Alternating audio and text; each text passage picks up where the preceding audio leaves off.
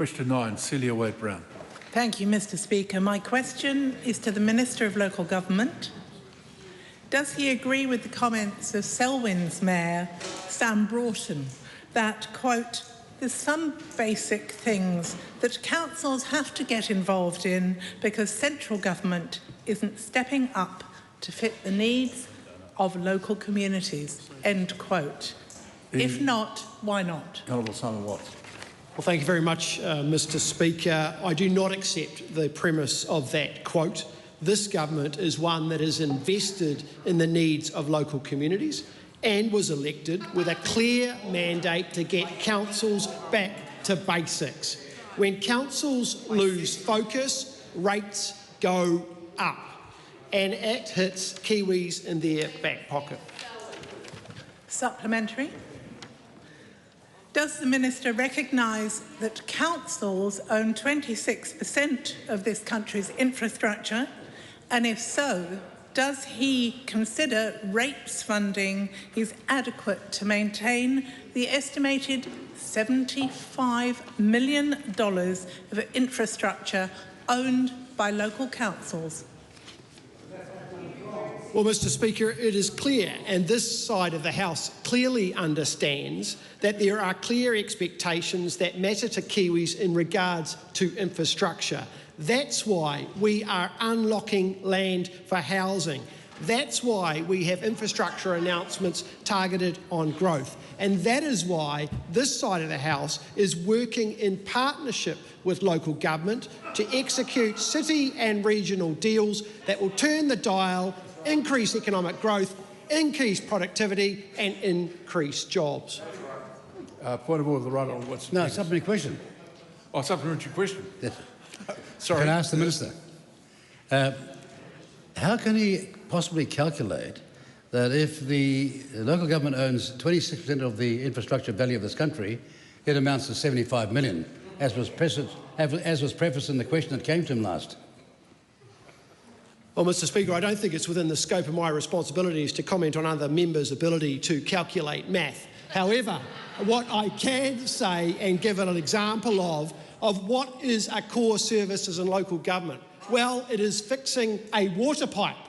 What is non-core? Well, spending $17,000 to paint a statue of a donut in Selwyn, non-core, Mr. Speaker.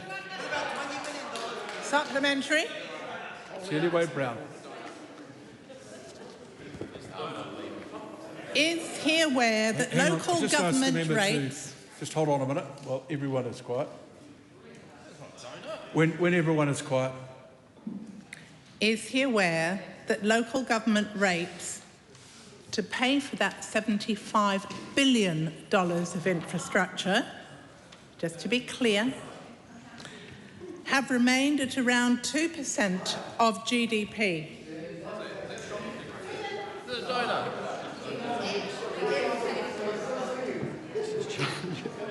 Questions are heard without any comment. So the member will start her question again without adding any little bits to it. Is he aware that local government rates have remained at around 2% of GDP for over a century, despite increased obligations and infrastructure requirements, while central government taxes have risen as high as 35% of GDP?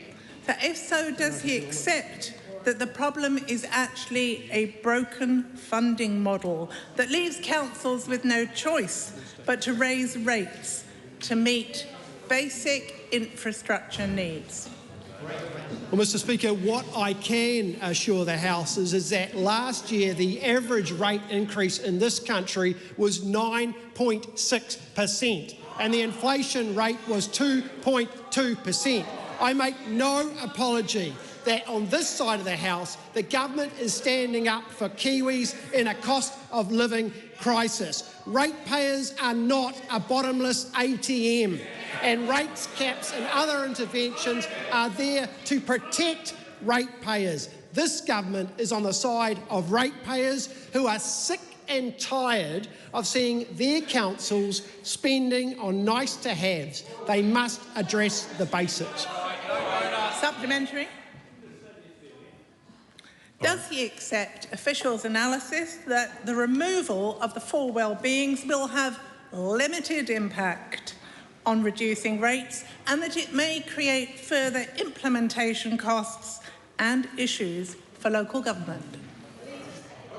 Well, Mr. Speaker, the simple fact is that when you define what are core services, then as a result of that, councils deliver the basics. As it stands at the moment, what is included within the 4 well-beings includes pretty much everything. And that is a major problem. It is a major driver of the increase in rates, and the increase in rates is a major and contributing factor to increases in inflation. That is why, on this side of the House, this government is taking action through the implementation of legislation last week. Does he regret his comments at the 2025 Local Government New Zealand conference comparing democratically elected councillors and mayors to undisciplined children?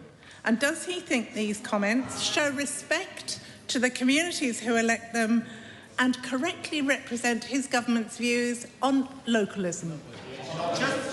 Mr. Speaker, this government is focused on ensuring ratepayers get value for money.